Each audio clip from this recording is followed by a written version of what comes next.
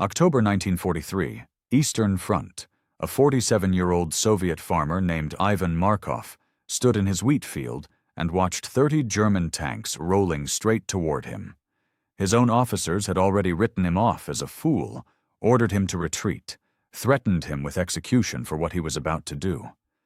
But Ivan knew something the German armor commanders didn't, something about his land that no tactical manual had ever recorded. Within 6 hours, that field would become a graveyard of burning steel, and the farmer they'd mocked would buy an entire city 8 hours it desperately needed to survive. The cost? Everything he'd spent a lifetime building, and neighbors who died helping him dig. Decades later, rusted tank hulls still break through the soil when farmers plow, silent monuments to the day one man turned water and mud into a weapon that doctrine said was impossible. Subscribe and drop your country in the comments, because this trick violated every rule and it worked twice. The field stretched flat under a heavy October sky. Ivan Markov crouched beside an irrigation gate, his hands dark with soil. The metal wheel turned slowly, water flowing into shallow channels that cut between rows of harvested wheat stubble. His daughter Anya stood nearby, watching the eastern horizon where columns of smoke rose thin and gray. "Father, they're getting closer," she said. Ivan nodded. He had heard the distant rumble for 3 days now. Artillery fire, perhaps 20 kilometers away. The sound moved west each morning, bringing the war another step toward their farm. He adjusted the gate, feeling the familiar resistance of rust and use. The channels gleamed in the weak light. Ivan had dug them himself 15 years ago, learning which sections held water and which drained too fast. He knew where carts sank axle-deep in spring mud. He knew which paths stayed firm and which ones betrayed weight. Fear sat quiet in his chest. Not the sharp fear of battle, but the slow dread of a man watching his life become someone else's battlefield. Anya pointed toward the dirt road that ran beside their property. There are tracks, heavy ones. Soviet trucks had passed yesterday, heading west. Ivan had seen soldiers on foot, faces hollow with exhaustion. Some had stopped for water. None had stayed. The Red Army was falling back, pulling toward the town 6 kilometers behind them. And somewhere beyond the smoke, German armor was pushing forward. Ivan stood, his knees stiff. At 47, he moved like a man older. The Great War had taken something from his back, from his lungs. But his mind stayed sharp. He looked across the field, measuring distances by instinct. The road bent slightly, passed through his land, then continued straight toward town, the only clear path for tanks. "Help me close the southern gate," he told Anya. "Then we go inside." They walked together, boots squelching in damp earth. Anya glanced back toward the smoke. She was 17, old enough to understand what retreat meant, old enough to fear what followed. Ivan stopped at the farmhouse door. The sound of engines grew clearer now, low and steady. Not trucks this time. Something heavier. Something that would not stop for water or conversation. He felt the weight of the coming days settle on him like a stone. The field waited. The war was coming. Dust rose from the southern road just after noon. Ivan watched from the porch as Soviet artillery trucks appeared, towing guns behind them. Canvas-covered transport vehicles followed, grinding slowly over ruts worn deep by retreat. The convoy turned onto his land without asking. Captain Sergei Volkov climbed down from the lead truck. He was young, perhaps 35, with a face that belonged behind a desk. But his uniform was dirty, and his boots were worn through at the heels. He carried a map case under one arm and a pistol on his hip. "You need to clear out," Volkov said. "No greeting, no apology, just orders." Ivan stepped forward. "This is my farm." Not today, Volkov replied. He turned to his men, already pointing toward positions near the tree line. Set up there. Good sight lines across the field. Soldiers moved with mechanical efficiency, unhitching 3 light field guns. The weapons looked small and fragile, barrels barely longer than a man was tall. Ivan had seen guns like these in the last war. They were meant for infantry support, not for stopping tanks. Volkov spread his map on the hood of a truck. A lieutenant stood beside him, younger still, with political commissar tabs on his collar. The commissar watched everything with suspicious eyes. Ivan recognized the type. Party men who saw sabotage in every shadow. Do you have coffee? Volkov asked, without looking up. Weak coffee, Ivan said. And bread. Volkov waved him off. Never mind. We won't be here long. A radio operator appeared, a thin man with Polish features. He set up equipment near one of the guns, antenna rising like a skeletal finger. Static hissed from the receiver. Ivan caught fragments of transmission, grid coordinates, retreat orders, time estimates. The soldiers worked around him as if he were furniture. They dug shallow pits for the gun wheels. They stacked ammunition boxes. They pointed barrels toward the eastern approach, making calculations Ivan did not understand. But he understood the looks on their faces. These men did not expect to win here. They expected to delay and run. Anya brought water in a bucket. A few soldiers nodded thanks. Most ignored her. The commissar watched her walk back to the house, his expression cold and evaluating. Ivan felt anger stir but pushed it down. Anger would not help. Volkov folded his map. Go inside. If shooting starts, stay low. Where will they come from? Ivan asked. Volkov glanced at him, surprised by the question. East, maybe southeast. Does it matter? It matters to me. The captain studied him for a moment. Then he pointed across the field toward, the road that bent through Ivan's land. Probably there, but we'll be gone before they arrive. Ivan looked at the flat ground, the irrigation channels, the path worn smooth by carts. He thought about weight. He thought about mud. He said nothing. Volkov turned away, already talking to his lieutenants about firing arcs and ammunition rationing. Ivan stood alone, watching soldiers transform his farm into a temporary fortress that no one intended to defend. The afternoon stretched into evening. Ivan sat on the porch, listening to radio chatter from Volkov's position. Orders came through in clipped fragments, each one pulling the line of defense back another kilometer. The captain acknowledged each transmission with weary acceptance. Anya brought soup just before dark. Ivan ate slowly, watching soldiers move around the guns. Some smoked, others cleaned weapons with mechanical precision. The commissar walked among them, notebook in hand, writing things down. Ivan did not trust men who wrote too much. Are they staying? Anya asked. No. She sat beside him, silent. The eastern sky glowed faintly orange, not sunset, something burning far away. Villages, perhaps. Or fuel depots. The war consumed everything it touched. At the gun line, the Polish radio operator listened intently to his receiver. His name was Kowalski, Ivan had learned. He spoke little, worked efficiently, and kept careful notes. Every few minutes he relayed coordinates to Volkov, who marked them on maps that seemed to shrink with each update. The commissar appeared suddenly in front of Ivan's porch. Lieutenant Sokolov, someone had called him.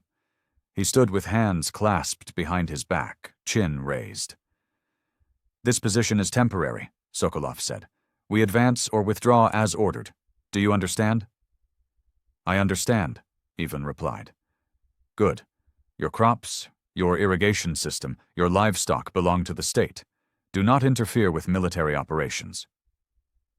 Ivan met his gaze. I only want to protect my land. The state will protect what needs protecting, Sokolov said. He turned sharply and walked away. Anya's hand found Ivan's.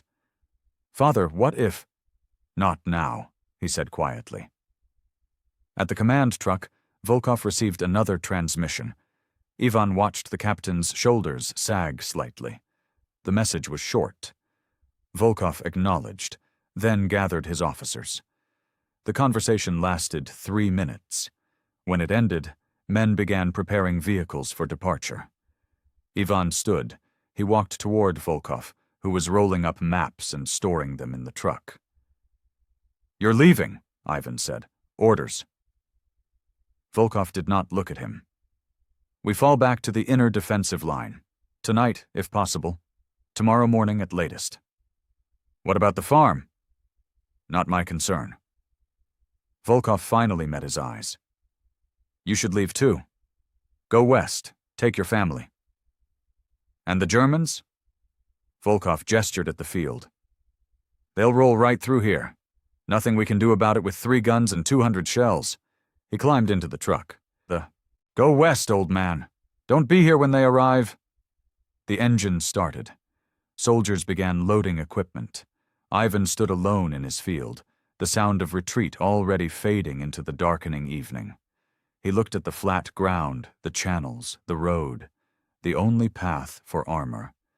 Fear mixed with something else now. Not acceptance, not quite. Something closer to calculation. Night settled cold and clear. Most of Volkov's battery had pulled back toward town, leaving only a skeleton crew to watch the approach. Ivan could not sleep. He dressed quietly and went outside, walking the perimeter of his land by moonlight. The field looked peaceful. Stubble caught silver light. The channels ran dark and silent. From a distance, nothing seemed wrong. But Ivan knew better. He knew where the ground stayed firm and where it betrayed. He found Volkov near one of the remaining guns, studying a map by flashlight. The captain looked up, surprised. "You should be sleeping," Volkov said. "So should you." Volkov smiled tiredly. "Orders don't sleep." Ivan moved closer, looking at the map. Lines and symbols covered it, military notation he barely understood. But he recognized his own land, reduced to a simple rectangle with a road drawn through it. "Captain," Ivan said carefully, "in spring, when the rains come, this field becomes a swamp." Volkov glanced at him. "It's October." "I know. But we have irrigation channels. We control the water." Ivan pointed toward the eastern approach. "If tanks come through here, if they're heavy enough, if the ground is soft enough—" "They'll roll right over it," Volkov interrupted. "Tanks don't care about mud, not modern ones." "They care about holes," Ivan said. "Deep ones, covered ones." Volkov studied him for a long moment. "What are you suggesting?" Ivan explained. Water diverted into specific zones. Narrow trenches dug across the likely route. Old cart planks and hay covering the gaps. The weight of a tank would break through where a man might walk safely. The mud would do the rest. Volkov listened without interrupting. When Ivan finished, the captain folded his map. "That's sabotage," he said quietly. "It's my land. It's state property. The commissar would have you shot for destroying agricultural infrastructure." Ivan felt the weight of those words. Shot for trying to stop the enemy. Shot for defending his own farm. The logic of war made no sense to men who only knew peace. "I'm not asking permission," Ivan said. Volkov looked at him, something shifting behind tired eyes. "If you do this, you're on your own. I can't help you. I won't help you." "I know." The captain turned away, back toward his gun. "There's a shovel behind the barn," he said softly. "And the irrigation master wheel is on the north gate." Ivan said nothing. He walked back toward the farmhouse, mind already working through measurements and timing. Behind him, Volkov stood alone in the darkness, a man caught between orders and possibility. Dawn came gray and cold. Ivan woke to the sound of radio static. He dressed quickly and went outside. At the gun positions, Kowalski was hunched over his receiver, writing rapidly. Volkov stood beside him, face drawn tight. Ivan approached slowly. Something had changed. The soldiers moved with new urgency, checking ammunition and adjusting gun positions. Sokolov appeared from one of the trucks, his expression dark. "What happened?" Ivan asked a young private. The boy looked at him, then away. "Armor broke through at Krasnoy, 20 kilometers east." 20 kilometers. Less than a day's advance for tanks moving fast. Ivan felt his stomach tighten. The smoke on the horizon yesterday had been the beginning. Now the metal fist was forming, preparing to strike. Volkov saw Ivan watching. He walked over, map in hand. "They're coming faster than expected," the captain said. His voice was flat, professional. "Reconnaissance reports multiple columns. Heavy armor. They'll be here tomorrow, maybe sooner." "Where will they go?" Ivan asked. Volkov pointed at the map. "The bridge over the Oral River was destroyed this morning. Their only fast route to town is—" He traced a line with his finger. It cut directly through Ivan's field. "Here." Ivan stared at the map. The route was obvious. Flat ground, straight approach, easy access to the road network beyond. Any commander would choose it. Tanks would pour through his land like water down a channel. "You need to leave," Volkov said. "Take your daughter and go. Today." "No." "Don't be stupid." Ivan looked at him. "In the last war, I saw what mud does. Not to men, to horses, to wagons, to everything that thinks ground is ground." Volkov started to speak, then stopped. Ivan saw calculation in his eyes. The captain was tired of retreat, tired of running with guns that could not win in open battle. He was looking for anything that might change the mathematics of defeat. "How long would it take?" Volkov asked quietly. "To flood the right sections? 4 hours. To dig the trenches? 2 nights, with help." "I can't give you help. I can't even stay here that long." "I know." They stood in silence. Kowalski's radio crackled with another report. German reconnaissance vehicles spotted at Petrovka. 15 kilometers now. The war was closing in, inevitable as weather. Volkov folded his map. "If you do this, you'll be alone. I have orders to withdraw before they arrive." "I understand." The captain looked at the field, then at Ivan. "You're crazy." "Maybe." Volkov walked away. Ivan stood watching the eastern horizon. The smoke was thicker today, closer. He thought about weight and water and earth. He thought about his daughter. He thought about the choice between running and standing. Fear lived in his chest now, sharp and constant. But beneath it, something else was forming. Not courage exactly, something harder. The certainty that some ground was worth holding, even when orders said otherwise. By mid-morning, Volkov received the transmission that changed everything. Ivan was inside the house when Kowalski came running. The radio operator looked shaken, younger than his years. "Captain needs you," he said. Ivan followed him to the command truck. Volkov stood with Sokolov and 2 other officers. A new map spread between them. The captain looked up as Ivan approached. "The main bridge is gone," Volkov said without preamble. "Blown at dawn. German engineers are trying to rebuild it, but that'll take time." He pointed at the map. "This changes their route options." Ivan studied the map. The destroyed bridge was marked with a red X. Other crossings were circled. A ford 10 kilometers north, too shallow for heavy armor. A small bridge 8 kilometers south, already damaged and probably mined. The obvious choice was clear. "They'll come through here," Ivan said, touching the field on the map. Yes. Volkov's finger traced the same path. It's the only dry route that doesn't add a full day to their advance. They'll send reconnaissance first, probably this afternoon. The main column follows once they confirm the path. Sokolov spoke, his voice clipped with authority. We withdraw to the town perimeter immediately. This position is now exposed and indefensible. Agreed, Volkov said. He looked at Ivan. You have maybe 12 hours before armor arrives, less if they push hard. Ivan felt time compress around him. 12 hours. Not enough to dig properly, barely enough to flood the key sections, but maybe enough to create something, some barrier that might matter.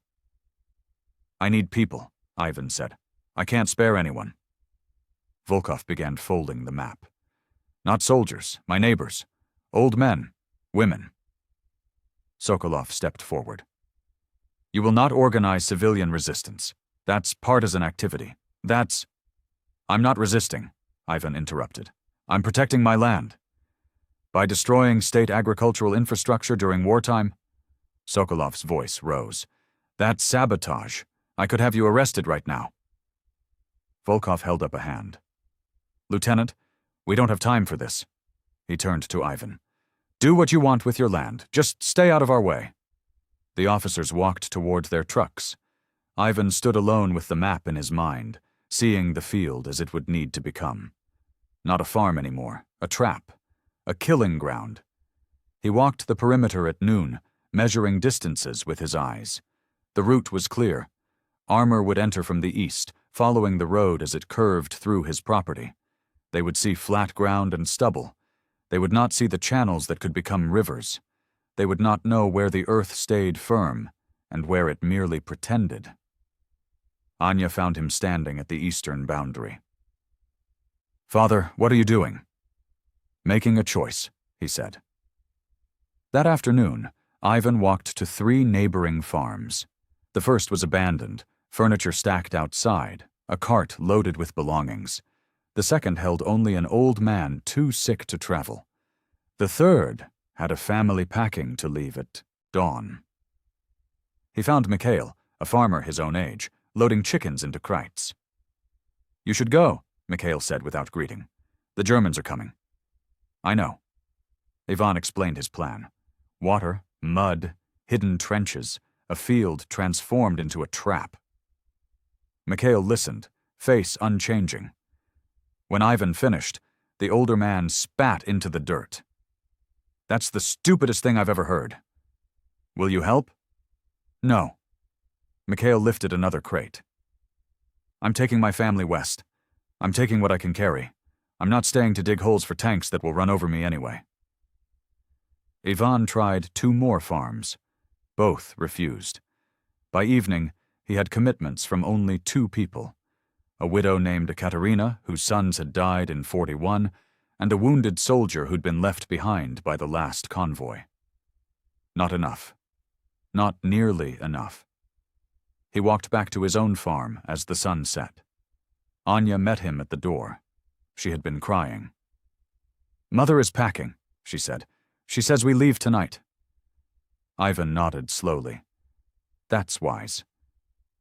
And you? He looked at the field, already visualizing the work. The channels to open, the zones to flood, the narrow trenches that would need digging before dawn. Work for 10 men, maybe 20. And he had 3, if he counted himself. I'm staying, he said. Anya was quiet for a long moment. Then she said, I'll help. No. You can't do it alone. Your mother needs you. Anya's jaw set in a way that reminded Ivan of himself. Mother will go with the Petrovs. I know which channels hold water. I know where the ground is weak. You need me. Ivan wanted to refuse, wanted to order her into the cart, safe and moving west. But he looked at the field and knew she was right. He could not do this alone. We start tonight, he said. They went inside together. Ivan's wife stood in the kitchen, her face hard with anger and fear. You're going to get her killed, she said. I'm trying to stop them. You're one man with a shovel." "I know." She stared at him, seeing his decision already made. "Then you're both fools," she said, and left the room. That night, after his wife departed with the Petrovs, Ivan stood at the master irrigation gate. Ekaterina and the wounded soldier, a corporal named Dmitri, waited nearby. Anya held a lantern. "We have until dawn," Ivan said. "Maybe less." He gripped the wheel. Rust fought him, then gave way. Water began flowing into channels it had not seen since spring. The sound was quiet, almost peaceful. But to Ivan, it sounded like the first move in a battle where the odds were impossible and the price was everything. The water flowed through the night. Ivan and the others worked in near silence, opening secondary gates, redirecting streams into specific sections of the field. The work was slow, technical. Each zone needed enough water to soften the ground, but not enough to create obvious puddles that would warn approaching armor. Dmitri moved slowly, his left arm splinted and bound. But he knew the land from his own village, understood how soil drained and where it held. Ekaterina worked with grim determination, never speaking, never stopping. Anya moved between channels, marking depths with sticks, pointing out where water flowed too fast or too slow. By midnight, the eastern third of the field had changed. The ground looked the same in darkness, but underneath, saturation was spreading, turning firm earth into something that would shift under weight. "Now the trenches," Ivan said. They moved to the probable route, the path any column would choose. Ivan had mapped it in his mind, 15 meters wide, following the natural contour between field and road. Armor would funnel through here, seeking the easiest ground. They dug narrow trenches at calculated intervals. Each was barely a meter wide, but nearly 2 meters deep. The sides were vertical, the bottoms uneven. A tank track would break through the covering and drop, catching on the edge, tilting the vehicle's weight. Dmitri worked one-handed, cursing quietly. Ekaterina dug with mechanical precision. Anya helped cover the finished trenches with old boards from the barn, hay, and a thin layer of soil. From even a few meters away, the surface looked unbroken. Dawn was close when Volkov appeared. He walked out from the gun positions, watching them work. Ivan straightened, expecting orders to stop. "You're actually doing it," Volkov said. "Yes." The captain stood at the edge of a covered trench. He tested the planks with his boot. They held, but with flex. "A man can walk on this, maybe a cart." "Maybe," Ivan said, "but not 30 tons of armor." Volkov looked at the field, barely visible in pre-dawn gray. If it works, your guns have a chance. And if it doesn't?" Ivan leaned on his shovel. "Then I destroyed my farm for nothing." They stood in silence. From the eastern horizon came a new sound. Not thunder, not artillery, something else. A low rumble, mechanical and constant. The sound of engines, many engines. Volkov heard it too. His expression changed, hardening into something like resolve. He looked at Ivan, then at the field, then back at the sound growing in the distance. "I was ordered to withdraw before contact," Volkov said carefully. "But reconnaissance takes time. Equipment checks take time. Maybe I don't hear that order until—" He left the sentence unfinished. Ivan understood. The captain was choosing to stay, choosing to gamble on a plan that violated doctrine and common sense, choosing to see if a farmer's trap could do what artillery alone could not. "My men will need to know the safe paths," Volkov said. "The areas that won't collapse." Anya stepped forward. "I can show them. We marked the routes." Volkov nodded. He looked at Ivan one last time. "If Sokolov finds out we're both dead." "I know." The captain walked back toward his guns. Ivan watched him go, then turned to face the eastern horizon. The sound was louder now, closer. The field was ready. The trap was set. All that remained was to see if earth and water could stop steel. The water had done its work by dawn.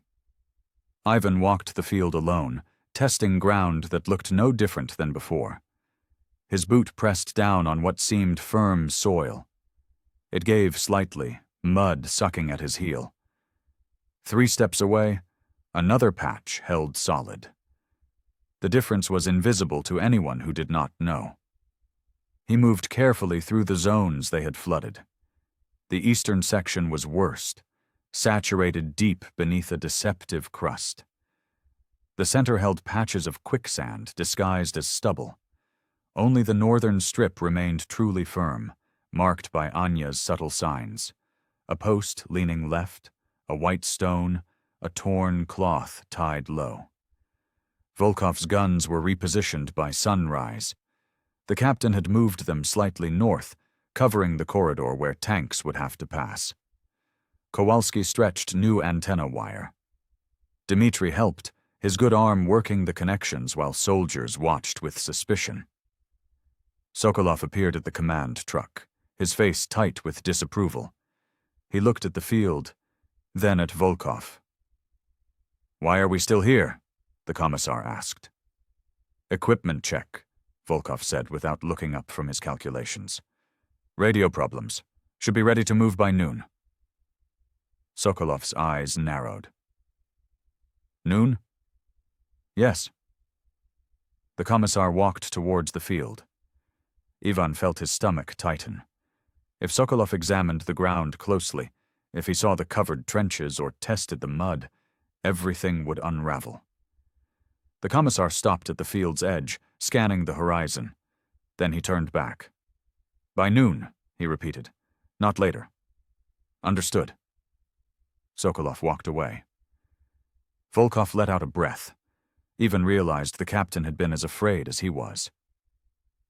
"We have 4 hours," Volkov said quietly. "Maybe 5. Then I'm out of excuses." "The reconnaissance vehicles came through last night," Kowalski said, pointing east. "Radio intercepts say the main column is forming now." Ivan looked toward the sound of distant engines.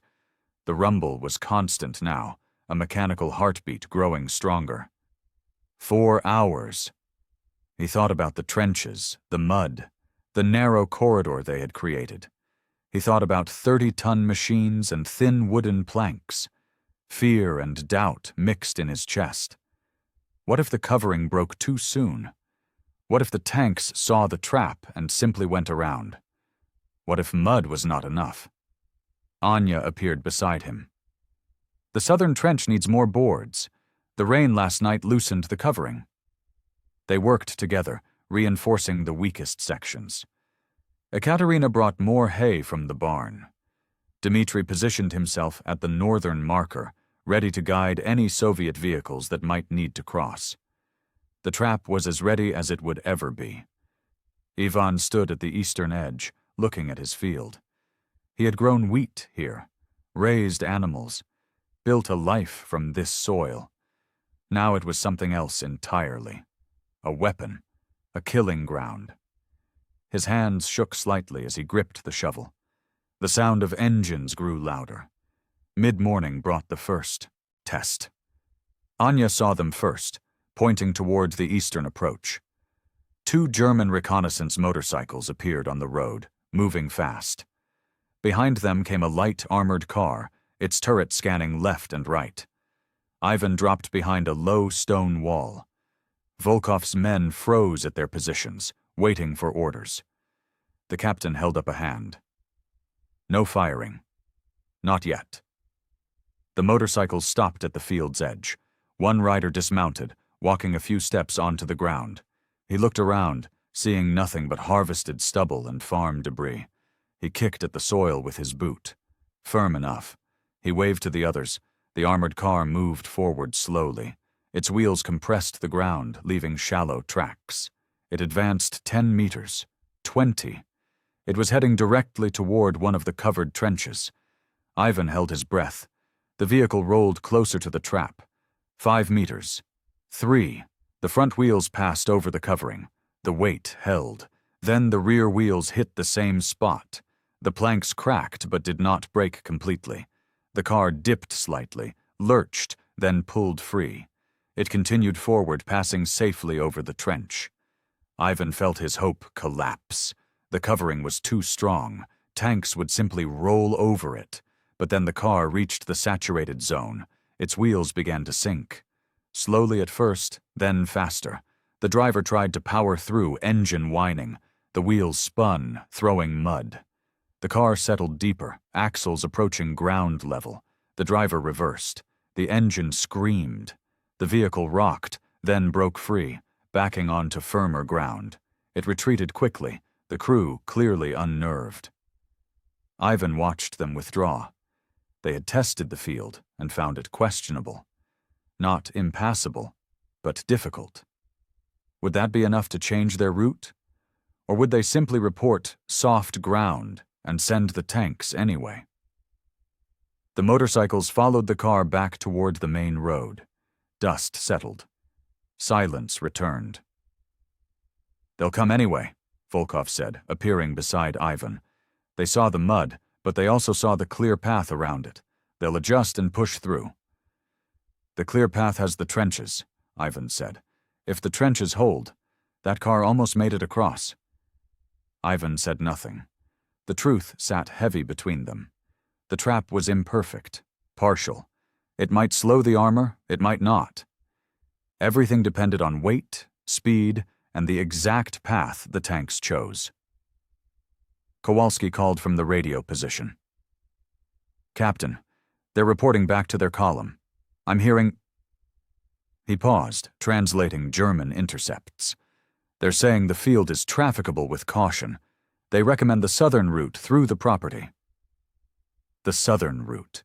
Exactly where Ivan had placed his deepest trenches and worst mud.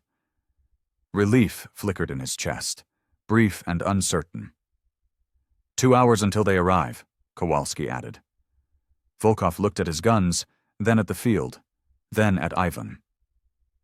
"This is the stupidest thing I've ever been part of," he said. "I know," Ivan replied. They waited, together as the sound of engines grew into thunder. Ivan spent the next hour making final adjustments. He moved fencing and old cart parts to narrow the approach even further. From a distance, the obstacles looked random, the clutter of an abandoned farm.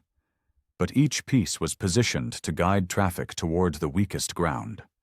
Anya worked beside him, placing bales of hay at key angles. Anyone trying to avoid the obstacles would be forced either onto the northern strip, which led to a dead end against the barn, or onto the southern route, which held the traps. Ekaterina dragged an old plow into position. The blade pointed toward the good path, a subliminal direction marker. Dmitri watched from the stone wall, his injured arm cradled against his chest. He had stopped talking hours ago, conserving energy, but his eyes stayed alert. Volkov walked the corridor with Kowalski, discussing firing solutions. They argued quietly about ammunition rationing. 24 shells per gun, 72 total, against a column of 30 or more tanks. The mathematics were brutal. "We fire when they're stuck," Volkov said. "Not before. Not one shell wasted on moving targets." Kowalski nodded, writing coordinates. He had marked the killing zone on his map, the area where disabled tanks would cluster. If the trap worked, that rectangle would become a shooting gallery. If it did not work, the battery would be overrun in minutes. Sokolov appeared again, checking his watch. "Noon, Captain. You said noon." "Radio issues," Volkov replied. He pointed at Kowalski's equipment. "Still troubleshooting." "The radio works fine. I can hear it from here." "Not all frequencies. We're checking secondary channels." Sokolov's face darkened. "You're stalling." Volkov met his eyes. "I'm following proper technical procedure." The commissar looked at the field, then at the eastern approach where dust now rose in a thick column. He was not stupid. He could see what was happening. Volkov was choosing to fight here, using whatever excuse bought him time. "If this position is overrun because you delayed withdrawal," Sokolov said slowly, "I will file charges of dereliction. Do you understand?" "Perfectly." Sokolov walked away. Ivan saw the political officer's hand move toward his pistol holster, then away. The commissar was calculating whether to enforce orders now or wait to see if Volkov's gamble paid off.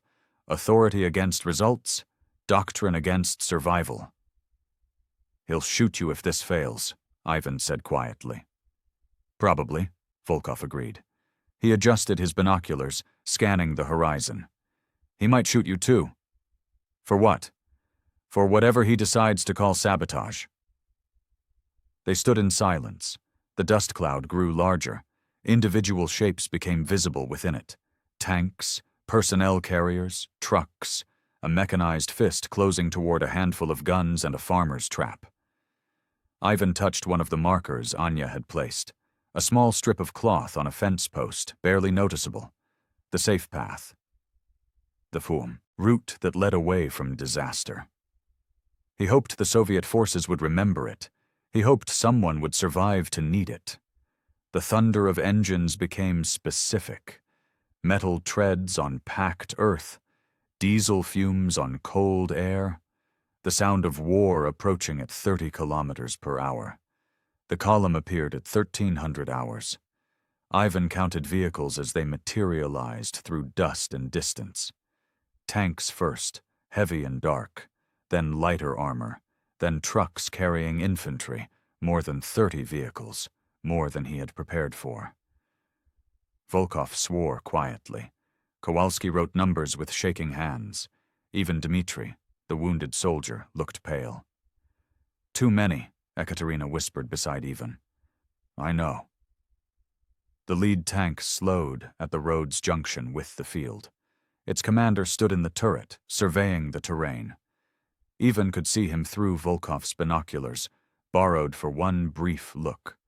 A German officer, confident and methodical. He gestured toward the southern approach, the path his reconnaissance had recommended. The column began to turn. One by one, the vehicles left the road and entered Ivan's field. The lead tank moved carefully, testing the ground. Its treads pressed deep, but found purchase. It advanced steadily toward the corridor Ivan had created. "Not yet," Volkov told his gun crews. "Let them commit." The second tank followed, then a third. They moved in line, maintaining spacing, following the path of least resistance, exactly as Ivan had hoped, exactly as doctrine taught. Stay together, follow the leader, maintain formation. The lead tank approached the first covered trench. Ivan held his breath. The vehicle's weight pressed down on the wooden covering. The boards held for 1 second. 2. Then they snapped. The tank's right track dropped into the hole. The vehicle lurched sideways, tilting at a 15-degree angle.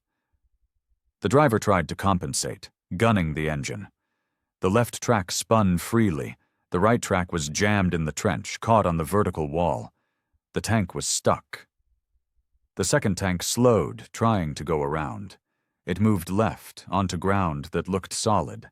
Its treads sank immediately into saturated soil. Mud climbed to the drive wheels. The tank settled, unable to advance or retreat. The third tank stopped completely, blocked by the first two. Behind it, the column compressed, vehicles bunching together in the narrow corridor. Commanders shouted orders. Crews scrambled. Some tanks tried to reverse. Others attempted to push forward. Ivan watched the chaos with grim satisfaction. The trap was working. Not perfectly, but enough. The column was stalling, bunching, losing its momentum and firepower advantage. "Now," Volkov said. The first artillery shell struck the lead tank. The explosion was bright and sharp. Metal tore. The second shell hit the vehicle behind it, then the third. Volkov's battery fired methodically, hitting targets that could not move, could not maneuver, could not escape. The field became hell. Smoke and fire. Screaming metal. Return fire from trapped tanks. Wild and inaccurate. German infantry dismounted, trying to find cover in open ground. Soviet machine guns opened up. Bodies fell in the stubble. Ivan pulled Anya down behind the stone wall. Ekaterina crouched beside them. Dmitri returned fire with his rifle, one-handed and precise. The sound was overwhelming, not like war in his memories. Sharper, faster, mechanized, and inhuman. A shell struck near the barn.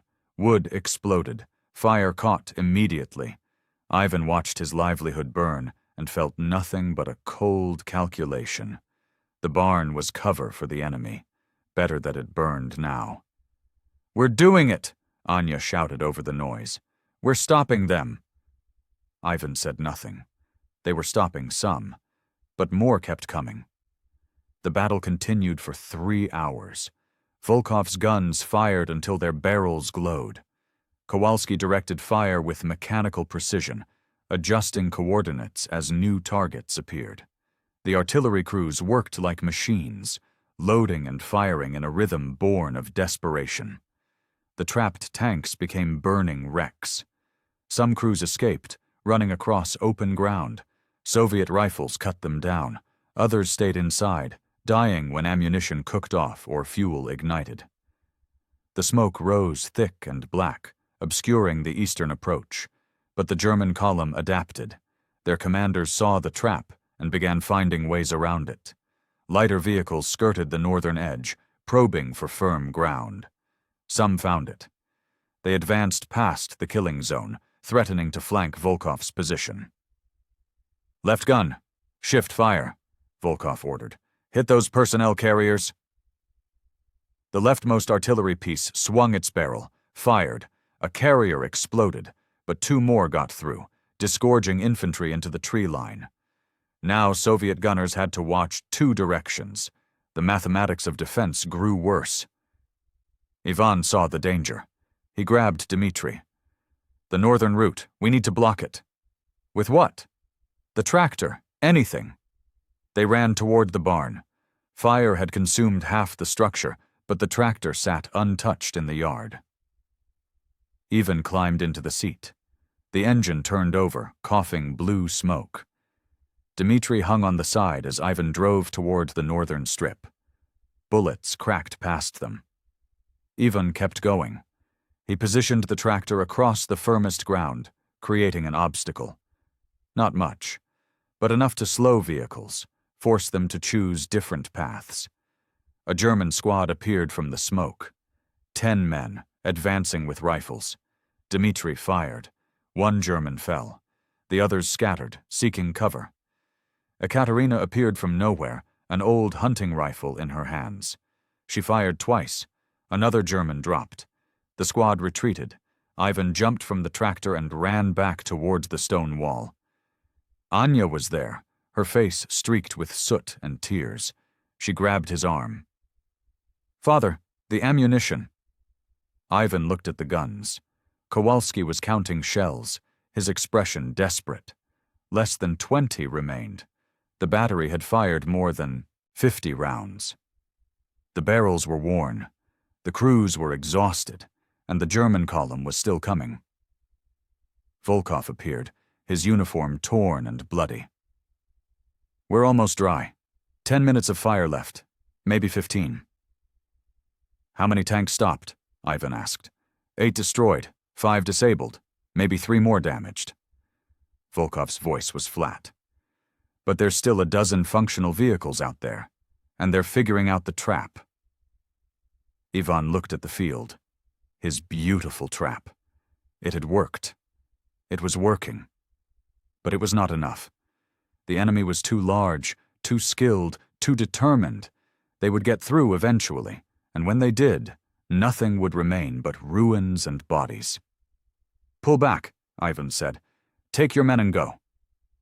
Volkov stared at him. "What about you?" "I'm staying. This is my land. You'll die here." "Maybe." Ivan turned to Anya. "You go with them. Help your mother." Anya shook her head. No, that's an order. I don't take orders from you anymore. They looked at each other. Father and daughter. Farmer and soldier. Both too stubborn to retreat. Both understanding that some stands had to be made even when they made no tactical sense. A shell struck near the command truck. Kowalski went down, clutching his leg. Volkov ran to him. The radio was destroyed, antenna bent and sparking. Communication was gone. The German tanks found new paths. They advanced slowly, cautiously, but they advanced. The trap had bought time. The trap had caused damage. But the trap was failing. Artillery fire came from the German position now, not from tanks but from mobile guns that had moved up behind the stalled column. The first shells were ranging shots, landing short. Then they found their mark. A Soviet gun took a direct hit. The crew died instantly, bodies torn apart. The remaining 2 guns kept firing, but the volume of return fire was increasing. Shrapnel sang through the air. The stone wall that sheltered Ivan's position began to chip and crack. Ekaterina fell without a sound. One moment she was loading her rifle. The next she was on the ground, a dark stain spreading across her chest. Ivan crawled to her, but she was already gone. Her eyes stared at the sky, seeing nothing. Anya screamed, not in fear, in rage. She grabbed Ekaterina's rifle and fired blindly toward the enemy. Ivan pulled her down, holding her as she fought him.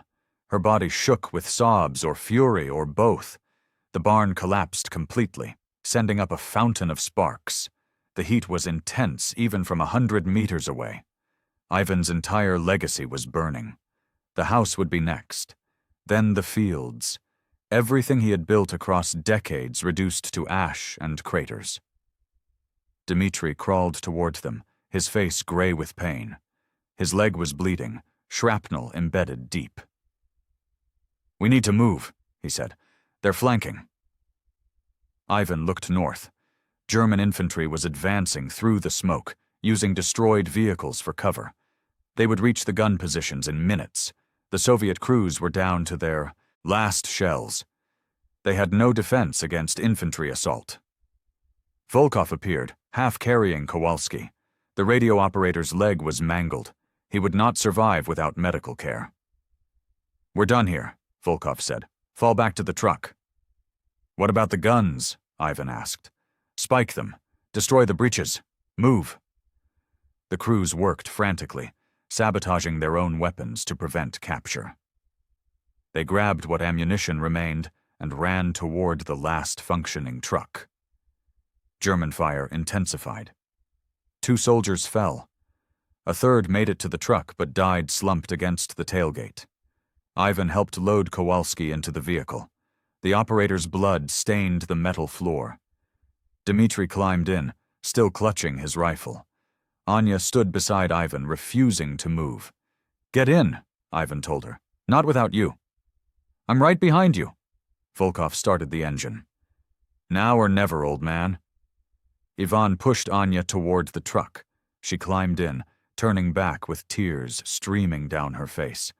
The truck began to move. German bullets sparked off its armor. One tire exploded, but it kept rolling, accelerating toward the western road. Ivan stood alone in the ruins of his farm. The field was a wasteland. Burning tanks, crater lakes of mud, bodies scattered like seeds. His trap had worked. 14 or 15 enemy vehicles stopped. Maybe 3 hours of delay imposed. Enough time for trains to leave the town. Enough time for defensive positions to solidify. But the cost. Ekaterina dead. His farm destroyed. His life's work erased. A German tank cleared the trap zone, rolling onto firm ground. Its turret turned toward him. Ivan did not run. He stood watching as the barrel aligned, waiting for the end. Then artillery fire struck from behind him. Not Volkov's guns, different, heavier. Soviet reinforcements had arrived from the town, drawn by the sounds of battle. The German tank took a direct hit, its turret lifting into the air. Ivan dropped behind the remains of the stone wall as shells screamed overhead. A counterattack was forming. Fresh guns, fresh troops. The trap had bought enough time after all. He stayed low as the battle raged around him, no longer his to fight. The counterattack lasted until evening. Fresh Soviet forces pushed from the west, taking advantage of the German column's disarray. The trapped and damaged tanks became targets for heavier guns. More vehicles burned. The German advance stalled completely. Ivan hid in a drainage culvert, listening to the battle shift around him. He was alone now. Cold, exhausted. His hands shook with something beyond fear. Shock, perhaps, or the weight of watching everything he owned destroyed in the service of a cause he barely understood. When darkness came, the firing slowed. Ivan emerged carefully, moving through smoke and shadows. The field was unrecognizable. Where wheat had grown, now only mud and metal remained. Tanks sat at crazy angles, some still smoking. Bodies lay scattered. The smell was terrible. Burned flesh and diesel and churned earth. He found Volkov's position abandoned. The guns were destroyed, breaches shattered by their own crews. Shell casings littered the ground like brass grain. Ivan picked one up, felt its heat fading, then dropped it. Someone called his name. He turned. A Soviet lieutenant emerged from the darkness, leading a squad of riflemen. "You the farmer?" the officer asked. "Yes." "Captain Volkov sent a runner. Said we'd find you here." The lieutenant looked at the field. "Said you set this up, this trap." Ivan said nothing. "How many did you stop?" "I don't know, 14, maybe more." The lieutenant shook his head slowly. "We counted 17 destroyed vehicles, 5 more abandoned. They're retreating east, trying to find another route. You bought us 6 hours, maybe 8. 6 hours. Ivan thought about Ekaterina bleeding in the stubble, about his barn burning, about Anya's tears as the truck carried her away. 6 hours. "There are wounded in the town," the lieutenant said. "They need transport. Can you walk?" "Yes." "Then come. We're moving everyone back to the defensive line." Ivan followed the squad toward the road. He looked back once at his field. The moon had risen, casting silver light over the devastation. Tank hulks sat like monuments to his desperation. The irrigation channels ran red with leaked oil. The land he had known his entire life was gone, replaced by this industrial graveyard. They walked through the night. Other soldiers appeared, moving in loose groups. Some were wounded. All were exhausted. At a checkpoint near town, Ivan saw Volkov directing traffic. The captain's arm was bandaged. His face was black with soot. Volkov saw Ivan and stopped. They looked at each other across the chaos of retreat and reorganization. "Your trap worked," Volkov said. "Not well enough?" "Better than anything I could have done with 3 guns." Volkov extended his hand. "You're a stubborn bastard, but you saved lives today." Ivan shook his hand without speaking. Saved lives by ending others. Stopped tanks by destroying his own land. Won 6 hours at the cost of everything. The mathematics felt wrong. Hollow. But perhaps that was war. Perhaps victory always tasted like ashes. "The commissar wants to talk to you," Volkov added. "He's writing his report." "Will he call it sabotage?" "I don't know, but I told him what happened, how you fought. The lieutenant backed me up." Volkov's expression was unreadable. "Whatever Sokolov writes, you did your duty." Ivan nodded. Duty, a word officers use to make destruction sound noble. Dawn found Ivan in a basement shelter beneath the town hall. Dozens of others crowded the space. Wounded soldiers, displaced civilians, children crying for parents. He sat against a wall, trying to stay invisible. Anya found him 2 hours later. She pushed through the crowd and collapsed beside him. Her clothes were filthy, her hands were scraped raw, but she was alive. "Mother's with the Petrovs," she said. "They made it to Kursk. A courier brought word." Ivan felt relief cut through his numbness. His wife was safe. That was something. One thing preserved from the wreckage. "Kowalski died," Anya continued. "His leg bled too much. Dmitri is in the hospital. They think he'll live." Ivan closed his eyes. The Polish radio operator, the man who had transmitted coordinates, who had made the artillery effective, who had died because Ivan's trap was not perfect enough. Sokolov appeared at noon, flanked by 2 soldiers. The commissar's uniform was pristine despite the chaos. He stopped in front of Ivan, examining him like a specimen. "You destroyed state agricultural assets," Sokolov said. "Irrigation infrastructure, planted fields, storage buildings." "I stopped German tanks." "Without authorization, without orders." Sokolov opened a notebook. "That constitutes willful destruction of collective property." Ivan met his gaze. "Would you prefer I let them through? Let them take the town? Kill everyone here?" Sokolov's jaw tightened. "What I prefer is discipline, order, not cowboys playing soldier." "Then write your report," Ivan said. "Do what you need to do." They stared at each other. Ivan saw hatred in the commissar's eyes, but also calculation. Sokolov had seen the results. 17 destroyed vehicles, 8 hours of delay. A German offensive stalled. He could brand Ivan a saboteur, but doing so might raise uncomfortable questions about why regular military forces had needed a farmer to stop the enemy. "Captain Volkov spoke for you," Sokolov said finally. Several junior officers confirmed his account. The tactical results were... He paused, choosing words carefully. "Acceptable." "So, no charges. Your collective farm is now a military position. All assets were consumed in defensive operations. That's how it will be recorded." Sokolov leaned closer. "But understand this. You are not a hero. You are a peasant who got lucky. One civilian with a shovel does not change doctrine." He walked away. Ivan watched him go, feeling nothing. No anger, no relief. Just the hollow certainty that in war, truth was whatever kept the paperwork clean. Anya touched his shoulder. "What now?" "Now we wait, see what happens next." "And the farm?" Ivan thought about the field, the tank graveyard, the mud and metal and blood. "The farm is gone." They sat together in the basement as artillery rumbled in the distance. The German offensive had stalled but not stopped. Fresh assaults would come. New battles would be fought. The war would continue regardless of one farmer's sacrifice. But for now, for these few hours, the line held. The town remained Soviet. Trains had evacuated. Wounded had been moved, all because a stubborn man had refused to retreat and had turned his own land into a weapon. Ivan closed his eyes. He was so tired.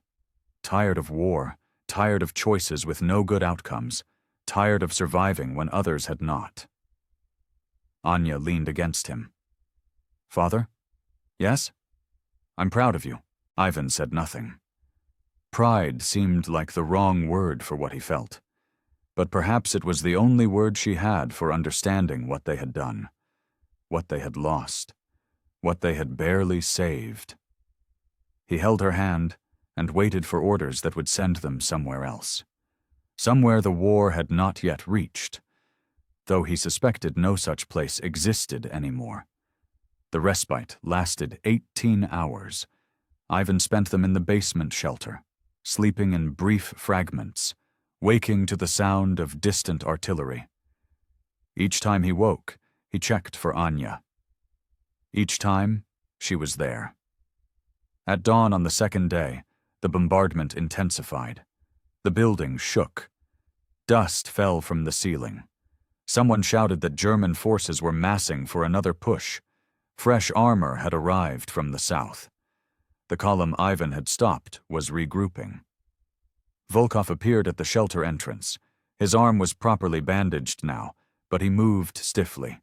He scanned the crowd until he found Ivan.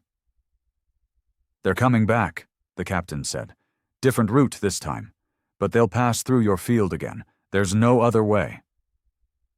Ivan stood slowly. Every muscle ached. "The trap is spent. The mud's been churned up. The trenches are exposed." "I know." Volkov's expression was grim. "But we have new guns, a full battery this time, 6 pieces, good crews. If we position them right..." "You need me to show you the safe ground?" "Yes." Ivan looked at Anya. She stood immediately. "I'm coming." "No," Ivan said. "You can't read your own markers anymore. The field is destroyed. You need me to remember where the channels ran." She was right. The battlefield had erased his careful preparations. Only someone who had helped build the trap could navigate it now. Ivan nodded reluctantly. They left the shelter together, following Volkov through streets filled with military traffic. Fresh units had arrived overnight. Infantry, artillery, even a handful of tanks, old models but functional. The Soviet defense was solidifying, but slowly. At the western edge of town, they commandeered a motorcycle. Volkov drove, Ivan behind him, Anya clinging to Ivan's back.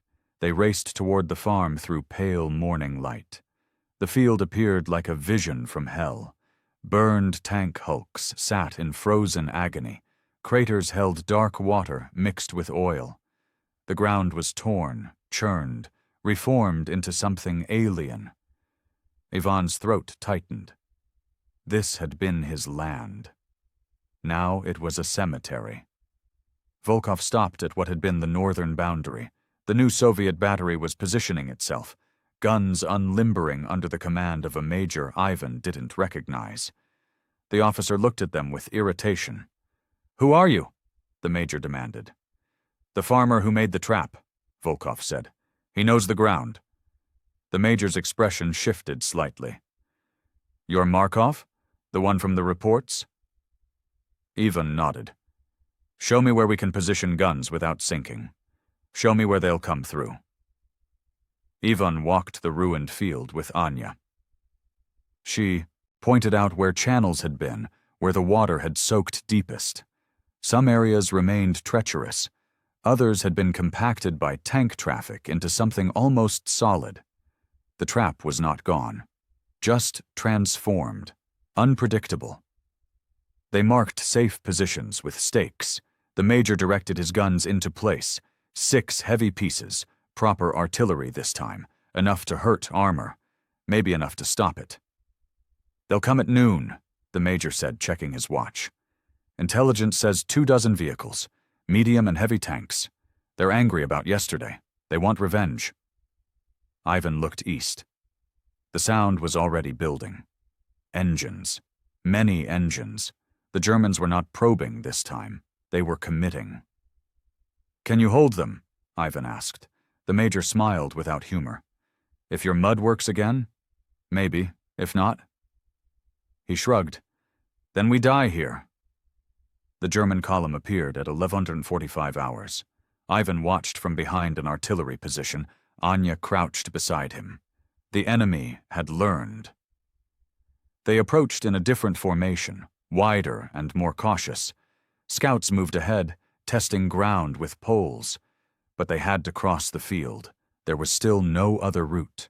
The destroyed bridge remained impassable. The alternate paths led through swamps or minefields. Ivan's land was still the least terrible option. The lead tank entered the field at 1200 hours exactly. It moved slowly, carefully, following a path that avoided the most obvious wreckage. Smart. Disciplined. The commander knew about the trap now. He was trying to outsmart it. The tank advanced 50 meters without incident. Then its left track found mud that looked firm, but wasn't. The vehicle slewed sideways, track spinning. Not stuck, but slowed. The tank behind it adjusted course, trying to find better ground. That tank drove directly over a trench from yesterday's fighting. The trench had filled with water overnight, disguising its depth. The tank dropped nose first, tilting at 40 degrees. Its engine screamed. The crew bailed out, running across open ground. Soviet machine guns opened fire. The Major's battery held its fire. Waiting. Patient. More tanks entered. They spread out, trying to find multiple paths through the killing ground. Some succeeded, reaching areas where yesterday's battle had actually improved the soil by compacting it. These vehicles accelerated, sensing clear passage. Others found the mud. Ivan watched a heavy tank sink slowly, almost gracefully, as its 40-ton weight exceeded what the saturated earth could support. The crew tried to rock it free. The tank settled deeper. Within 3 minutes, mud reached the bottom of the turret. The Major gave the fire command. 6 guns fired simultaneously. The sound was tremendous, a physical force that compressed Ivan's chest. Shells struck the trapped and slowed vehicles. One tank exploded, its ammunition cooking off in a chain reaction. Another lost its track, crew scrambling to escape. But the Germans adapted quickly. Their own artillery responded, hitting the Soviet positions with precision. The Major's leftmost gun took a direct hit. The crew died instantly. 5 guns remaining. German tanks that had reached firm ground began firing back. Their accuracy was good. Too good. A second Soviet gun was disabled, its barrel cracked by a direct hit. 4 guns left. "They're getting through," Anya said, her voice tight with fear. She was right. Despite losses, despite the trap, German armor was finding paths across the field. Not quickly, but steadily. The mathematics were shifting. Soon they would have enough vehicles through to overwhelm the artillery. Ivan looked at the field, trying to think. The trap had worked once. Could it work again? Was there anything left to use? Any way to channel the enemy back into weakness? The irrigation channels. Some still held water. Not much, but some. If he could open the remaining gates, divert what little flow remained. "I need to reach the master wheel," Ivan told Volkov, who had taken position behind the command gun. "Where is it?" "Eastern boundary, near that burned tank." Volkov stared at him. "That's in the middle of the battlefield." "I know. You'll be killed." "Maybe, but if I can flood the northern section again, I can force them south, into the worst ground." Volkov looked at the battle. German tanks were advancing. Soviet guns were firing their ammunition at an unsustainable rate. The Major was shouting orders, trying to hold a position that was crumbling by the minute. "Go," Volkov said. "I'll cover you." Ivan ran across the field, staying low, using wrecked vehicles for cover. Bullets cracked past him. Shrapnel from incoming shells buzzed like angry insects. He focused on the eastern boundary, where the irrigation master wheel still stood, somehow untouched by yesterday's destruction. Behind him, Volkov directed covering fire. Machine guns raked German positions. Artillery targeted tanks attempting to advance. It was just enough distraction to keep enemy fire scattered. Ivan reached a burned-out tank and dropped behind it. The metal was still warm. Inside, he could see shapes that had once been men. He looked away, breathing hard, gathering courage for the final sprint. Anya appeared beside him. He had not heard her coming. She carried a rifle she barely knew how to use. "I told you to stay back," Ivan said. "The wheel is rusted. You need help turning it." She was right. The wheel had barely moved with 2 people yesterday. One man alone, under fire, would never manage it. "When I say run, we run together," Ivan said. "Don't stop. Don't look back." "I know." They waited for a gap in the firing, a moment when the German guns were reloading or adjusting aim. The battle had a rhythm. brief pauses between waves of violence. "Now," Ivan said. They ran. 50 meters of open ground, 40, 30. A tank swiveled its turret toward them, the barrel aligned. Ivan pushed Anya toward the wheel. She fell, rolled, came up running. The tank fired. The shell missed by meters, throwing up a geyser of mud and metal. Ivan reached the wheel, grabbed the spokes, pulled. Anya added her strength. The wheel fought them, rust and age making it nearly immovable. German infantry spotted them. Rifle fire started. Bullets sparked off the wheel's metal housing. Ivan felt something hot slash across his ribs. Not deep, not fatal, but burning with pain that made him gasp. "Pull!" he shouted at Anya. They pulled together. The wheel moved one notch. Another. Water began flowing into the northern channels, flooding toward the German advance route. A shell struck 10 meters away. The concussion threw Ivan backward. His ears rang. Anya was on the ground, not moving. He crawled to her, expecting the worst. She opened her eyes. "Did it work?" Ivan looked at the channels. Water flowed, spreading across the northern section of field. Not much. Not like before, but enough to soften ground that had started to firm up, enough to create one more barrier. German tanks in the northern sector began to slow, their commanders noticing the new water hazard. They diverted south, bunching together again, moving into the zone where yesterday's fighting had left the worst terrain. 2 tanks immediately bogged down. A third tried to push through and high-centered on a buried wreck. The German advance stalled again. Not stopped, just slowed, channeled, vulnerable. The Soviet guns took advantage. The Major's remaining 4 pieces fired with renewed effect. Shells bracketed the bunched armor. More vehicles burned. The German formation lost cohesion. But return fire intensified. The Major himself went down, hit by shrapnel. A lieutenant took over, younger and less experienced. The 3rd Soviet gun was destroyed. 2 remaining. Ivan helped Anya to her feet. They needed to get back to cover. The irrigation wheel had done all it could. Now they had to survive the battle they had helped shape. They ran south, away from the worst fighting. Bullets followed them. Ivan felt his age in every step. His lungs burned. His wounded side leaked blood that soaked his shirt. Anya pulled him forward when he stumbled. They reached a crater and dropped into it. Water filled the bottom, cold and dark. They pressed against the crater wall, breathing hard, listening to the battle rage around them. "Father," Anya said, "your side." "I'm fine."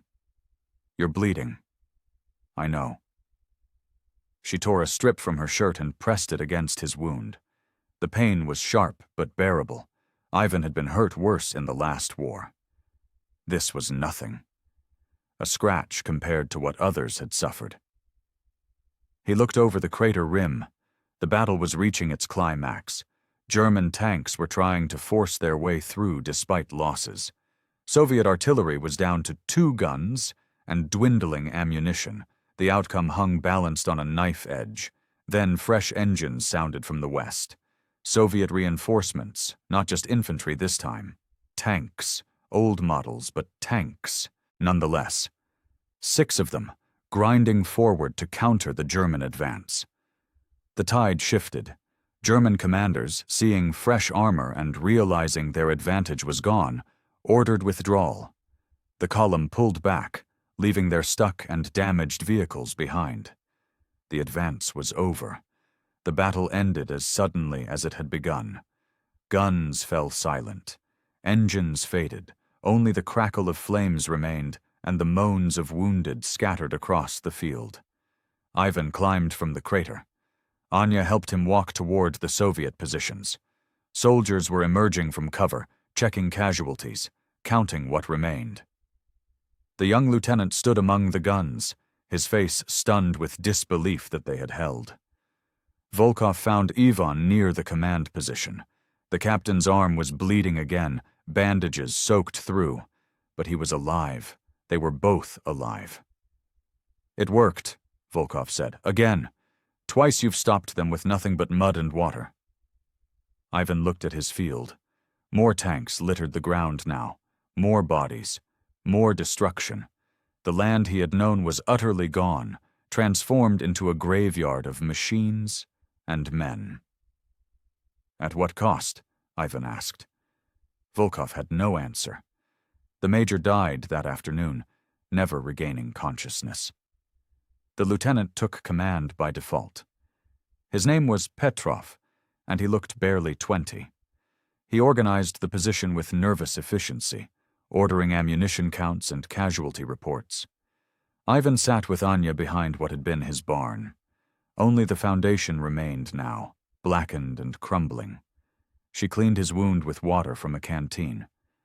The bullet had grazed his ribs, gouging a channel but not penetrating deep. Painful, but not dangerous. "We need to find a medic," Anya said. "Later." "Father." I said later. They sat in silence. Soviet soldiers moved around them, recovering weapons from the dead, checking the disabled German tanks for intelligence or salvage. The field was a hive of grim activity. Dmitri appeared, limping on a makeshift crutch. His leg was heavily bandaged. He should have been in a hospital, but hospitals were for those near death. The walking wounded were expected to keep walking. "They're counting," Dmitri said, sitting beside Ivan. 22 enemy vehicles destroyed or abandoned, another 8 damaged. The attack is broken. They won't try this route again. 22 vehicles. Ivan tried to feel something about that number. Pride, perhaps, or satisfaction. But he felt only emptiness. 22 vehicles meant how many dead crews? How many young men burned alive or crushed or shot while trying to escape? And on the Soviet side? 3 artillery pieces destroyed. Perhaps 30 soldiers dead. Ekaterina, Kowalski, others whose names Ivan had never learned. "Your trap saved the town," Dmitri continued. "Saved the rail junction. They're evacuating thousands because you bought the time." Thousands. A number too large to comprehend. Ivan thought about his neighbors who had fled, about his wife with the Petrovs, about all the people he would never meet who lived because he had turned his farm into a killing ground. Did that balance? Could any mathematics make sense of this? Volkov approached with Lieutenant Petrov. The young officer looked at Ivan with something close to awe. "Is it true?" Petrov asked. "You planned all this? The trap? The flooding? The channels?" "I know my land," Ivan said. "I knew what it could do." "The General Staff will want to interview you. Document the tactics. This could be applied elsewhere." "No," Ivan interrupted. Petrov blinked. "Sir? This worked here because I know this ground. Every meter, every channel, every weak point." Ivan gestured at the devastation. "You can't replicate that. You can't turn every field into a trap. This was..." He searched for words. "This was specific. One place, one time, nothing more." Petrov looked disappointed. He had probably imagined writing reports, earning recognition for discovering a new tactical approach. But Ivan had no interest in making his desperation into doctrine. "They're still writing you up for a medal," Volkov said quietly. "Whether you want it or not." "I don't want it." "I know, but the paperwork is already filed." Volkov smiled tiredly. "Sokolov is furious. He wanted to charge you with sabotage. Now he has to recommend you for the Order of the Red Star." "Tell him not to bother." "Too late." They sat together as evening approached. The battlefield cooled. Fires burned themselves out. Scavengers, both human and animal, began their work among the wreckage. Anya leaned against Ivan's shoulder. "What happens now?" "We leave. Go west. Find your mother." "And after?" "I don't know." The war would continue. New battles would be fought. Men would die in numbers that made his small stand seem meaningless, but perhaps that was the point. Perhaps every small stand mattered, not because it changed the war, but because it changed the day, saved the hour, bought the moment when someone else could escape. Ivan looked at his field one last time in the failing light. He tried to see it as it had been. Green wheat, clean channels, a life built slowly over decades. But that image would not come. All he could see was metal and mud and destruction. Tomorrow they would leave. Walk away from everything he had owned. Begin again somewhere else, if beginning again was even possible. But tonight, for these few hours, the line had held. The town was safe. Thousands had escaped. It would have to be enough. 3 days passed before Ivan and Anya could leave. The military needed guides to navigate the battlefield, to point out which routes were safe and which concealed dangers. Ivan walked officers through the field, explaining what he had done and why it had worked. They took notes, drew maps, asked questions he had no answers for. Sokolov appeared on the second day. The commissar looked at Ivan with barely concealed resentment. "You created an irregular defensive action without authorization," Sokolov said. "You destroyed state property. You endangered civilians." He paused. "But the results speak for themselves. I've been overruled by higher command." "I don't want recognition," Ivan said. "You're getting it anyway. The recommendation has been approved. Order of the Red Star for exceptional courage in defense of Soviet territory." Sokolov's voice dripped with contempt. "Congratulations, hero." Ivan said nothing. The commissar walked away, his back rigid with disapproval. Volkov found Ivan that evening. The captain's arm was properly treated now, set in a clean sling. He looked better, rested, almost human again. "I'm being reassigned," Volkov said. "New battery, new sector. The war continues. Good luck." "I mean it, what I said before. You saved lives, not just soldiers, civilians. You gave them time to escape." Ivan nodded. He understood what Volkov was trying to do. Give meaning to the destruction. Frame it as sacrifice rather than waste. Maybe for the captain, that framework helped. For Ivan, it just was what it was. Necessary and terrible in equal measure. "Will you try to replicate this?" Ivan asked. "Use irrigation as a weapon elsewhere?" Volkov shook his head. "Every field is different, every situation unique. What you did here..." He gestured at the wreckage. "It worked because you knew the ground, loved it even. That can't be taught or commanded." They shook hands. Volkov walked away to whatever new battle awaited him. Ivan never saw him again. On the 4th day, a truck arrived to take refugees west. Ivan and Anya climbed into the back with 24 others. The truck pulled away from the town, from the battlefield, from everything Ivan had known. He looked back once. The field stretched out, dotted with dark shapes. Tank hulks, craters, graves. From this distance, it almost looked peaceful. A battlefield reclaimed by silence.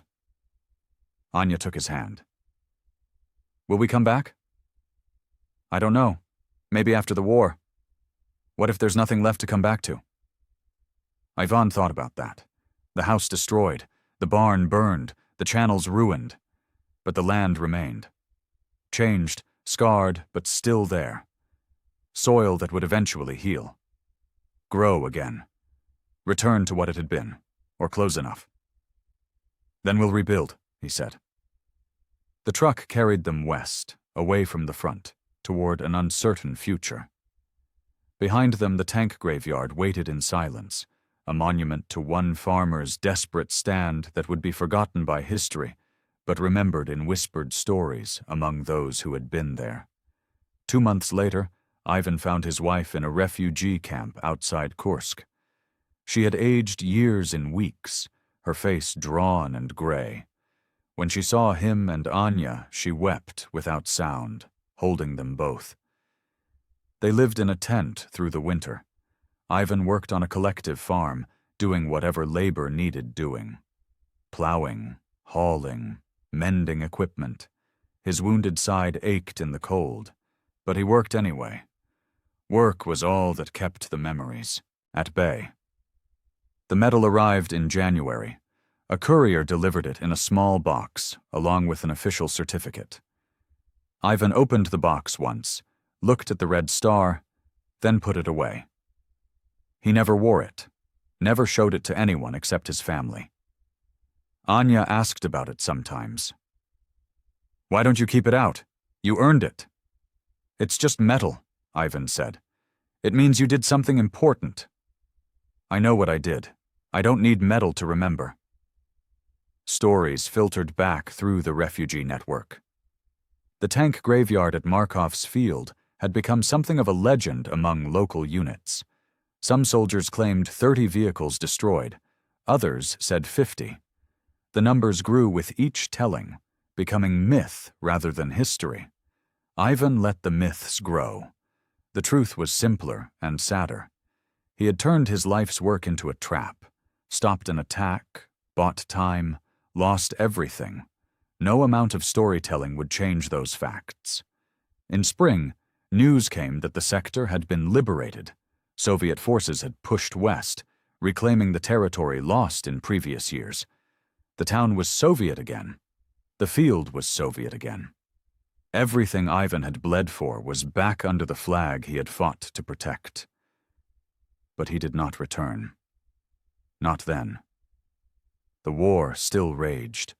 Returning meant risking everything again. Better to stay in the East, far from the fighting, and wait for real peace. The war ended in 1945. Ivan stood in the refugee camp, listening to the announcement on a crackling radio. Victory. Final. Complete. Around him, people celebrated, danced, drank whatever alcohol they could find. Ivan sat alone, feeling nothing but exhaustion. Anya sat beside him. She was 19 now, no longer the girl who had helped him dig trenches. The war had hardened her, aged her beyond her years.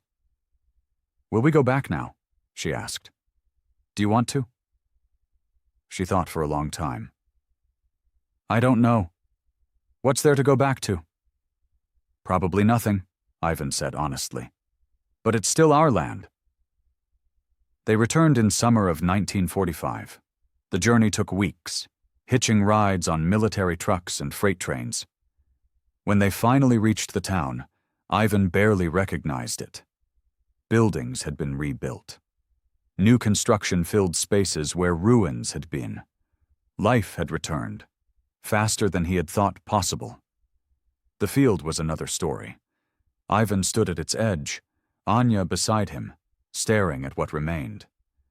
The land was scarred, cratered, littered with debris. Some tank hulks had been removed for scrap. Others remained, too damaged or too buried to recover. Unexploded ordnance warnings stood on posts every few meters. "We can't farm this," Anya said. "No," Ivan agreed. "Not for years, maybe decades." They walked the perimeter. The channels were destroyed. The master wheel was gone, probably salvaged. But the soil remained. And soil, given time, could heal. A military officer approached. A colonel, his uniform decorated with medals earned through 4 years of war. He looked at Ivan with recognition. "You're Markov? The one who made the trap?" "Yes." "I've heard stories. Wanted to see the place for myself." The colonel walked into the field, stopped at a half-buried tank. "How many did you stop?" 22 confirmed, maybe 30 total, counting both attacks. The colonel nodded. "You know what they call this place now? In the division histories?" "No." "Tank graveyard. Markov's graveyard." The colonel touched the rusted metal. "Your trap is in the tactical manuals. Not officially, but officers study it. Discuss it. You changed how we think about defense." Ivan felt nothing at this news. Pride seemed inappropriate for a graveyard. "Will you stay?" the colonel asked. "Farm it again?" "Eventually, when it's safe." "It might never be fully safe. There's ordnance buried deep. Shells that didn't explode. Mines from both sides." The colonel looked at him seriously. "This land killed Germans, but it might kill Russians too if you're not careful." "I'll be careful." The colonel left. Ivan and Anya stood alone in the field as afternoon sun slanted across the wreckage. Birds had returned, nesting in the tank hulks. Grass was growing in the craters. Nature was slowly reclaiming what war had taken. "Father," Anya said, "was it worth it?" Ivan considered the question. His farm destroyed, his life's work erased, Ekaterina dead, Kowalski dead, dozens of others dead. Against that, time bought, thousands evacuated, a town saved, a battle won. "I don't know," he said honestly. "Ask me in 50 years. They walked back to the town, leaving the graveyard behind them. Behind them, metal rusted. Soil slowly consumed steel. The field began its long, patient return to peace. Ivan rebuilt slowly. He found work in town, saving money. His wife died in 1947, pneumonia that the war-weakened hospitals could not cure. He buried her in the town cemetery, not far from the field she had fled. Anya married in 1948, a soldier who had lost his family in the siege of Leningrad. They moved to Moscow. Ivan saw them rarely. The war had scattered families like seeds, and not all took root again. He bought back his land in 1950. The collective needed money more than dangerous farmland. They sold it cheap. Ivan moved into a temporary structure near the western boundary and began the work of reclamation. It took years. First, clearing the visible wreckage. Tank hulks were cut apart and sold for scrap. Bodies, when found, were buried properly. Unexploded shells were marked and reported to military disposal teams, who came monthly to clear them. Then the soil itself. Ivan plowed carefully, always watching for buried dangers. He rebuilt the irrigation channels, following the old paths where he could remember them. The work was slow. He was old now, past 60, his body worn by labor and war. Volkov visited once, in 1952. The former captain was a major now, still serving, gray at the temples. He walked the field with Ivan, silent for a long time. "I wrote about this," Volkov said finally. "In my official memoirs. The tactic you used. How it stopped 2 assaults. Did anyone care?" "Some. Others said it was too specific, too dependent on individual knowledge, can't be standardized." Volkov smiled sadly. "They were right, of course, but that doesn't make it less remarkable." "How's Dmitri?" Ivan asked. The wounded soldier had survived the war, last Ivan heard. "Teaching at a military academy. Uses your field as a case study in irregular defense." Volkov looked at the ground, now partially cultivated again. "You're famous in certain circles, the farmer who stopped tanks with water and mud." "I'm not famous. I'm just a man farming bad land." "Maybe that's the same thing." Volkov left the next day. Ivan never saw him again. He heard years later that the major had died in 1960, heart attack at his desk. A soldier's death, even in peace. The field produced crops again by 1955. Not great yields. The soil was damaged, contaminated with oil and metal residue. But it grew wheat. Potatoes. Enough to survive on. Ivan never married again. He lived alone, working the field, finding the occasional piece of wreckage when he plowed deep. Fragments of tank tread. Spent shells. Once, a German soldier's helmet, crushed and rusted. He kept these items in a box in his house, not as trophies, as reminders of the cost, of what the field had consumed and what it had preserved. Anya visited with her children in the late 1960s. They walked the field together, the grandchildren running ahead, oblivious to its history. She pointed out where the trenches had been, where the guns had positioned, where Ekaterina had died. "Do they know?" Anya asked, gesturing at her children. "Should they?" "Maybe. So they understand what was risked, what was saved." Ivan shook his head. "Let them be children. They'll learn about war soon enough. Everyone does, eventually."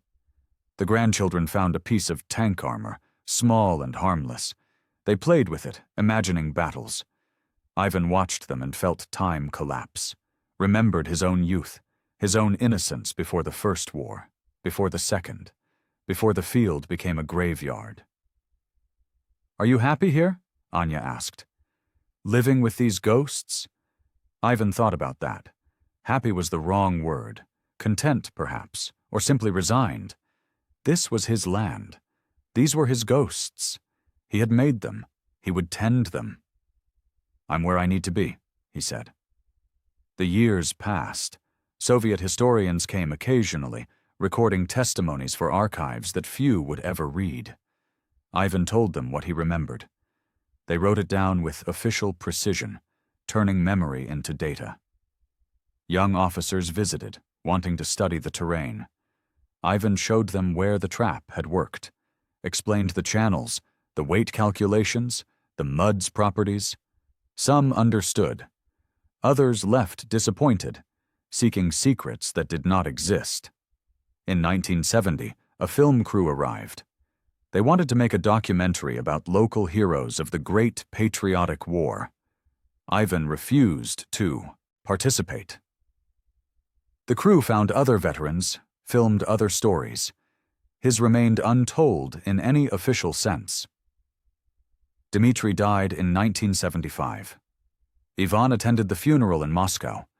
Former students filled the hall, officers who remembered his teaching. In his eulogy, someone mentioned the tank graveyard, called it a masterpiece of improvised defense. Ivan said nothing. The 1980s brought changes. Glasnost. Openness. Suddenly, stories that had been suppressed or ignored were told freely. Articles appeared about the tank graveyard, some accurate, some wildly exaggerated. Ivan ignored them all. He was 82 in 1990 when the Soviet Union began to collapse. He watched on a neighbor's television, feeling nothing particular. Governments rose and fell. The field remained. That was what mattered. Anya visited that year with her grandchildren, teenagers now. They walked the field, mostly clear of wreckage after 45 years of work. But still, occasionally, something emerged.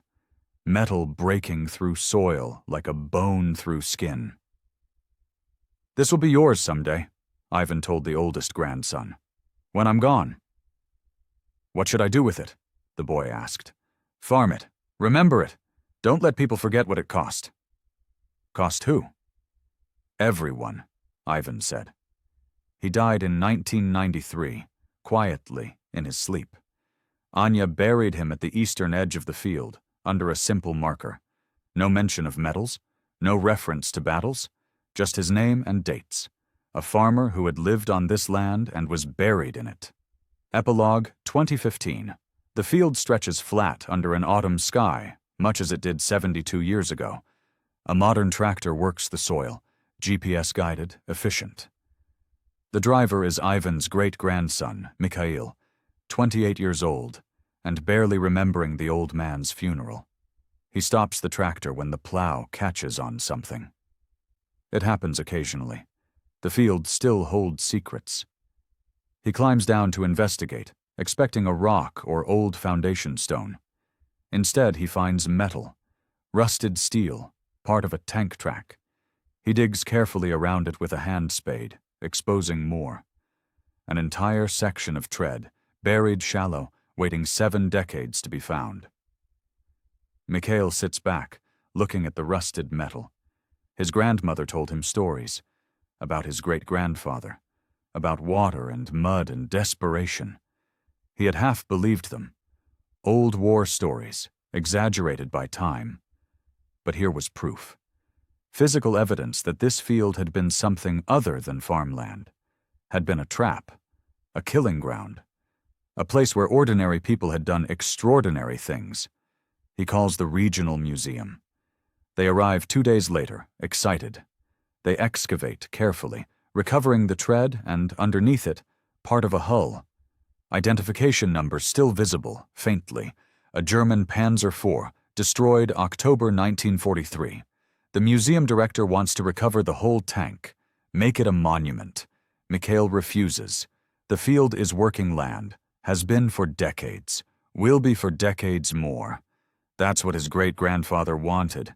Not monuments, just memory and work. They compromise. The tread and a section of hull go to the museum. The rest stays buried. Mikhail fills in the hole and returns to plowing. That evening he visits his great-grandfather's grave. Someone, probably his grandmother, keeps it clean. Fresh flowers appear each week. The stone is simple granite, worn by weather but still legible.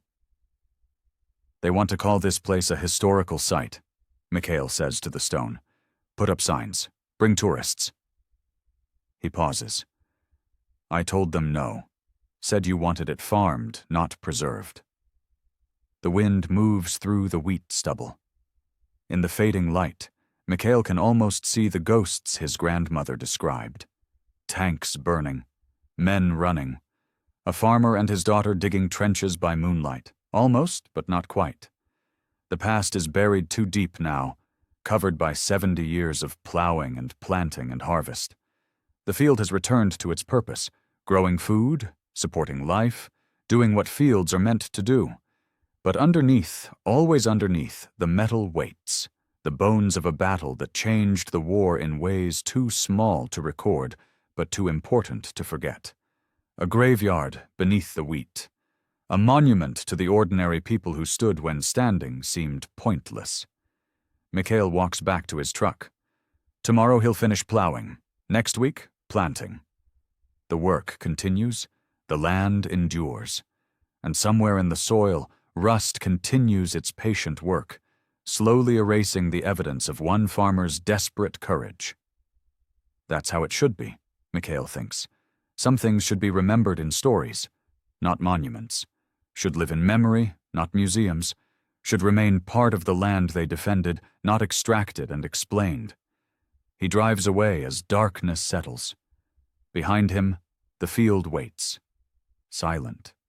Patient. Keeping its secrets, holding its dead.